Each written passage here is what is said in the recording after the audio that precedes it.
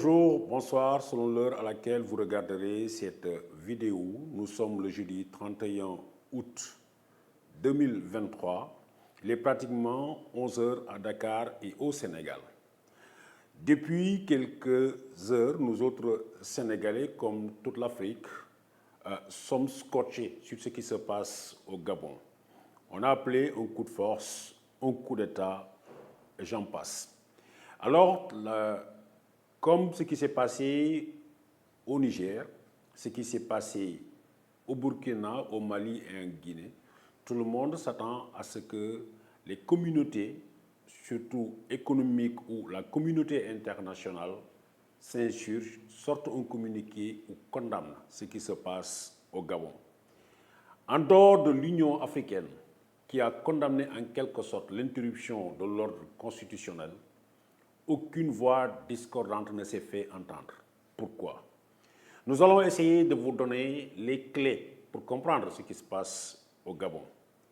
Depuis quelques heures, en tout cas depuis hier, vers 4 heures du matin ou en tout cas avant-hier, on a vu apparaître sur la scène internationale un homme en treillis qui se présente comme le sauveur du Gabon. Qui est cet homme? Qui est ce général de brigade? Brice Oligui Nguema. Si c'est une surprise pour l'Afrique, nous autres Sénégalais, nous connaissons l'homme qui a en quelque sorte vécu sa traversée du désert au Sénégal, où il était attaché militaire à l'ambassade du Gabon à Dakar. Olivier, c'est d'abord un membre du clan Bongo. Tous les enfants Bongo disent de lui que c'est leur cousin. Certains, c'est leur oncle. Mais en tout cas, c'est un gars du Sérail qui a été appelé pour mettre en quelque sorte un peu d'ordre dans le bordel laissé par la famille Bongo. Je vous explique. Depuis son accident d'AVC, tout le monde sait que Ali Bongo était en quelque sorte comme une marionnette. Passez-moi l'expression. Parce qu'il se dit qu'en coulisses, c'était Sylvia Bongo qui tenait les rênes. Sylvia faisait et défaisait les courtisans, les partisans, les collaborateurs et les conseillers du président. Le pays d'est en ouest était en quelque sorte sous sa coupe. Vous vous en rendrez compte dans un communiqué qui avait été publié par la Commission nationale électorale quand on donnait les résultats.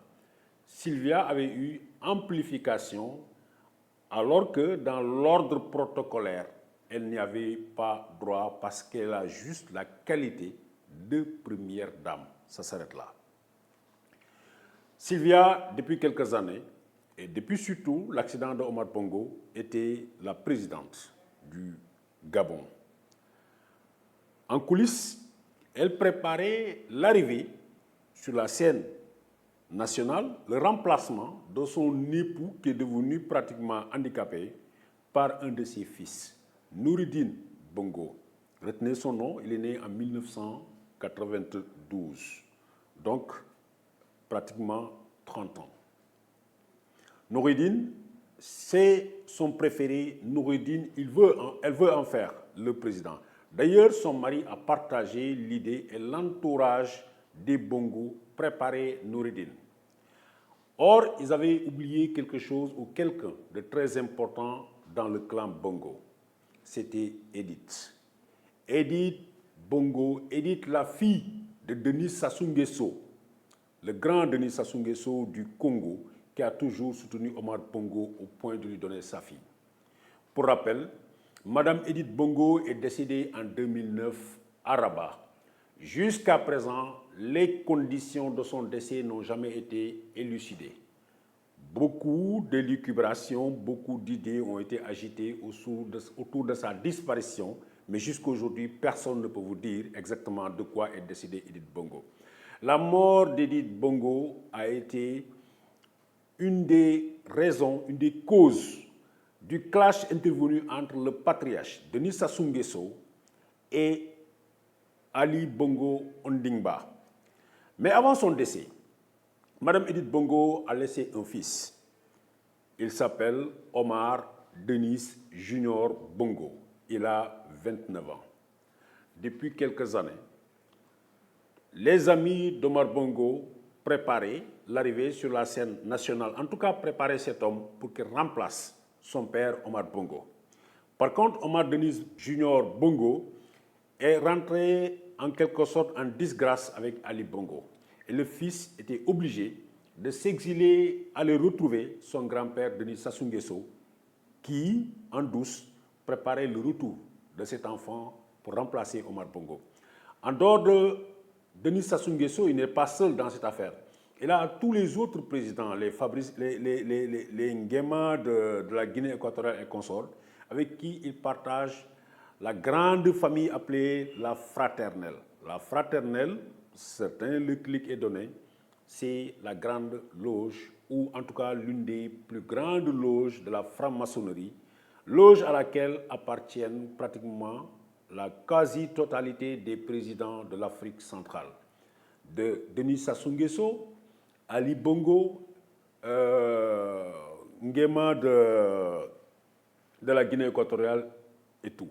Donc tout le monde, face à cette situation, il y a un clash qui se préparait.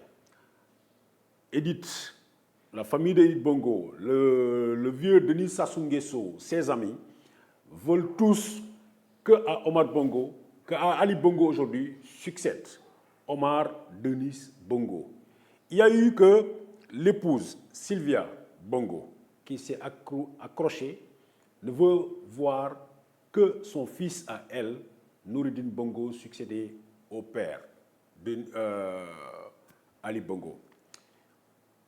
Noureddine Bongo, pour rappel, a été le coordonnateur des affaires présidentielles jusqu'en 2019, a travaillé à l'ombre de son père. Aujourd'hui, on le préparait. Hier, on a vu une vidéo circulant en quelque sorte sur les réseaux sociaux, certains disant que c'est de l'argent, 4 milliards 188 millions qui auraient été trouvés dans la maison du fils Bongo.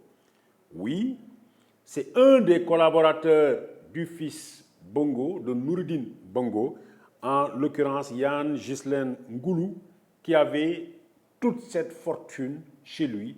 Pour rappel encore, il n'est pas le fils.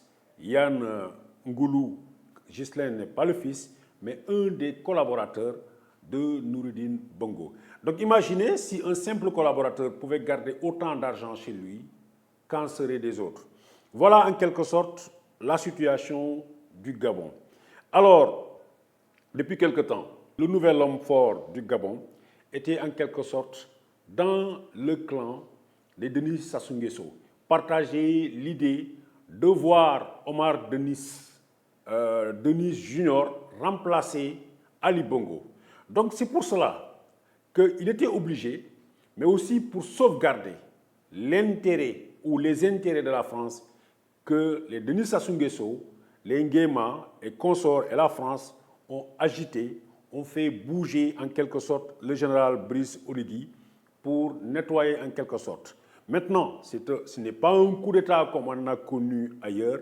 Il n'y aura pas de rupture profonde. Ce qui va se passer, c'est juste un arrangement pour permettre au Bongo de faire un peu d'ordre dans la famille et promouvoir un nouvel homme fort qui va diriger le Gabon pour les prochaines années. Donc la transition du général Brice Oligui Nguema va être très brève. Il va organiser des élections auxquelles, sans surprise, Kewoulo serait le premier à donner ce nom-là. Retenez bien son nom, c'est pour préparer l'arrivée sur la scène nationale, au palais présidentiel de Omar Denis Junior Ondimba. Donc, en gros, contrairement à ceux qui s'agitent, contrairement à ceux qui dansent, à ceux qui pensent que c'est la fin des bongos, à ceux qui pensent que tout est fini, que Ali est fini, que les bongos sont finis, détrompez-vous, ce n'est pas un coup d'État, c'est juste pour permettre à la famille de se retrouver autour d'un nouvel homme fort. Et cette fois-ci, cet homme-là, il sera adoubé par le patriarche, celui qui fait et défait des régimes là-bas. Je veux parler de Denis Sassou Nguesso du Congo-Libreville, du Congo-Brazzaville, mais aussi de tous ces autres vieux qui sont autour, tous ces vieux affairistes, ou en tout cas tous ces vieux dirigeants qui sont autour de la confrérie maçonnique appelée la Fraternelle. Je rappelle que le général aussi fait partie de cette confrérie. Merci.